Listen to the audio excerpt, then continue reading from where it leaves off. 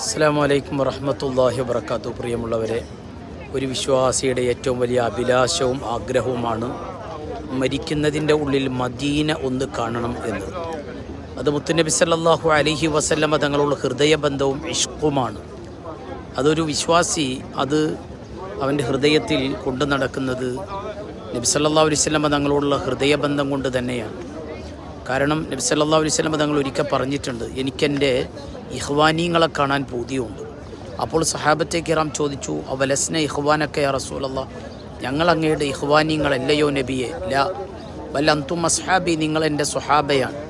എൻ്റെ ഇഖ്വാനീങ്ങൾ ആരാണ്? അല്ലദീന ആമനു ബി വലം നിറൗനി, എന്നെ കണ്ടിട്ടില്ല പക്ഷേ എന്നെ അവർ വിശ്വസിച്ചിട്ടുണ്ട്. അങ്ങനത്തെവരാണ് എൻ്റെ ഇഖ്വാനീങ്ങൾ.